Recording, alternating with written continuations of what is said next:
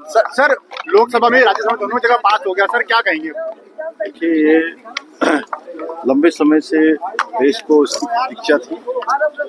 जो भूमाफियाओं का कब्जा इन जमीनों पर था और तमाम ऐसी जमीनें जो पंचायतों की थी, देवस्थानों की थी या किसी अन्य विभागों की, उनको भी बिना किसी वक्त में शामिल कर लिया जाता था।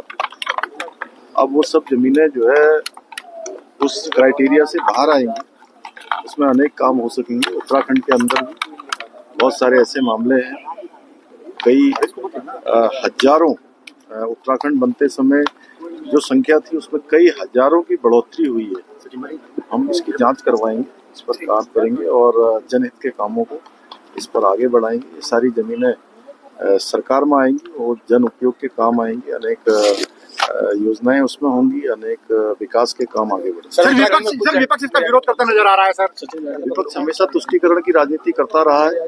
प्रधानमंत्री आदरणीय मोदी जी के नेतृत्व में नवाचार देश के अंदर हो रहे हैं, नए कानून लाए जा रहे हैं और जो देश की तरक्की में जिनसे योगदान हो सकता है, देश की तरक्की, गति, उन्नति, प्रगति बढ़ सकती है, वो सारे काम, वो सारे ऐतिहासिक निर्णय लिए जा रहे हैं। ये भी बहुत ऐतिहासिक निर्णय जो है, मैं आदरणीय प्रधानमंत्री जी को और पूरी केंद्र की सरकार को बहुत बधाई देना चाहता हूँ। सर विपक्ष ने कहा कि तानाशाही रवैये की तरीके से ये बिल पास किया गया है।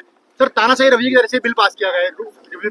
इसमें तानाशाही उस समय में होती थी जिस समय में देश के अंदर तुष्टीकरण चलता था, जिस समय इमरजेंसी लगती थी, देश के अंदर कई ऐसे काम होते थे जिस पर चर्चा भी नहीं होती थी। आज चर्चा हो रही है, विधिवत संसद पास कर रही है। सर उत्तराखंड में कुछ विस्तारों के नाम बदले गए, क्या अभी भविष्य में और नाम बदले जाने की संभावना है?